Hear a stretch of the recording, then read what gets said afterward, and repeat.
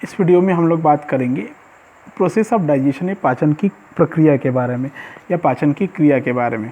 हम जानते हैं कि जो पोषक पदार्थ हम ग्रहण करते हैं या प्रत्येक जीव जंतु जो बाहरी माध्यम से पोषक पदार्थ ग्रहण करता है उसमें जल, खनिज, लवण, विटामिन सब के अलावा कार्बोहाइड्रेट, वसा, प्रोटीन और कई प्रकार के न्यूक्लिक एसिड प्रेजेंट होता है, उपस्थित रहता है।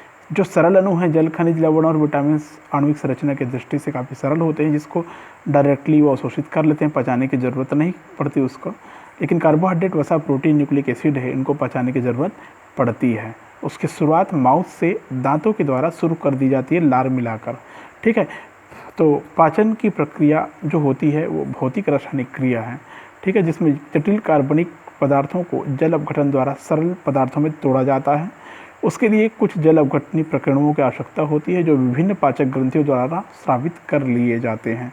प्रत्येक प्रकीर्णक एक निश्चित पीएच और तापमान पर कार्य करता है।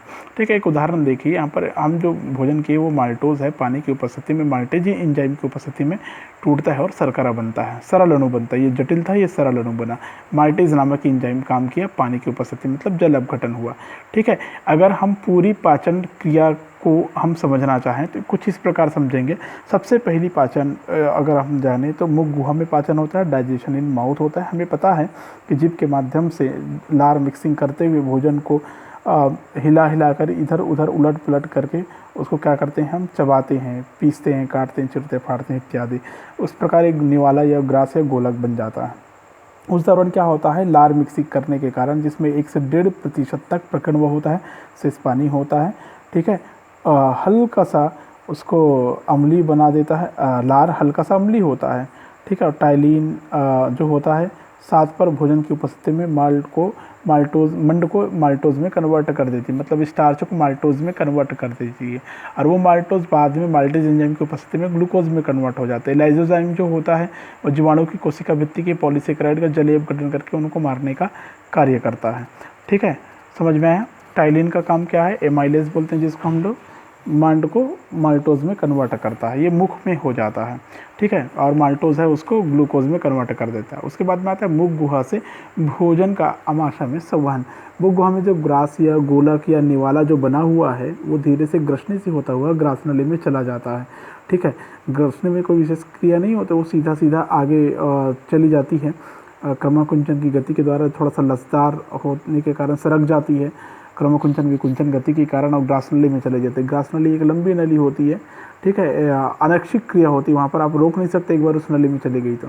भोजन जैसे ही ग्रासनली में पहुँचता है दीवार में क्रमकुंचन गति प्रारंभ हो जाती है, जिसके कारण ग्रासनली धीरे धीरे सरक कर अंत में आमाशय में पहुँच जाता है। मतलब नेक्स्ट जो पाचन की प्रक्रिया महत्वपूर्ण होगी वो है आमाशय में पाचन।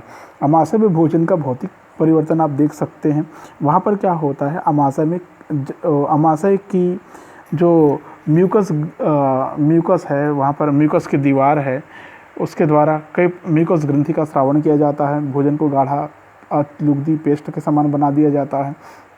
ठीक है, और वहाँ पर जो दीवार होती है उसमें गैस्ट्रिक ग्लैंड होता है, जठर ग्रंथि होती है, जठर ग्रंथि से जठर रस निकलता है।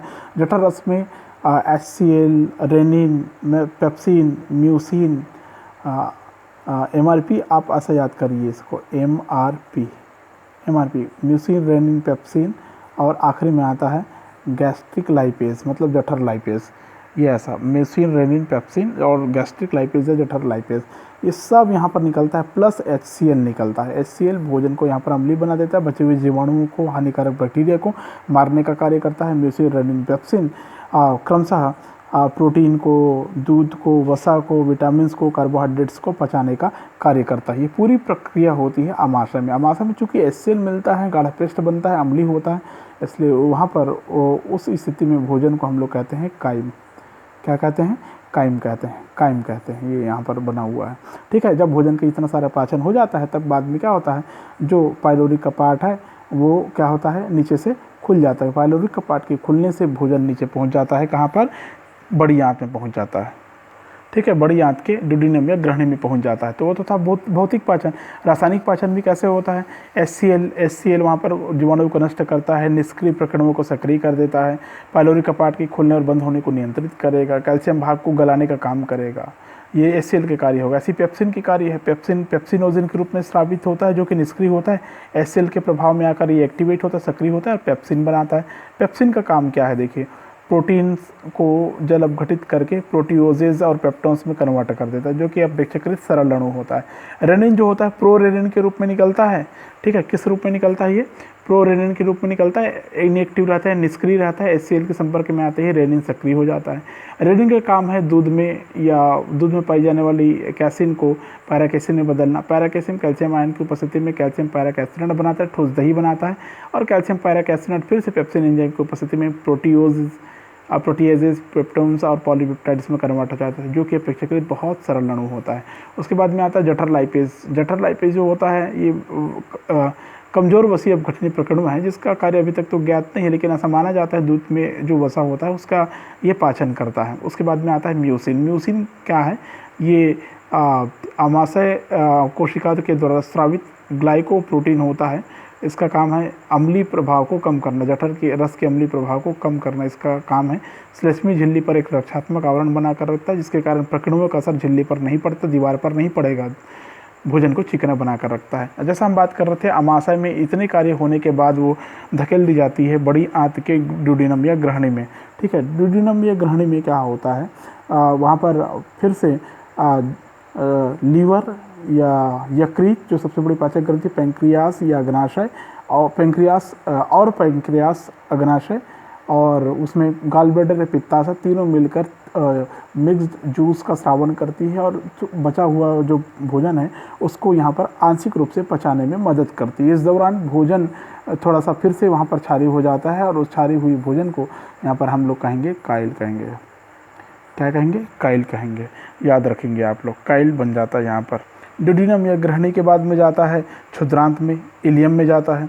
इलियम में कई प्रकार की उनकी दीवार में ब्रूनर्स ग्रंथियाँ पाई जाती है, जो लिवर कुन की दरार में खुलती है, उनको लिवर कुन के दरार कहते हैं। आप लोग जानते हैं, लिवर कुन नामक साइंटिस्ट ने खोजा था, जिसके नाम पर उनको लिवर कुन की दरार कहते हैं।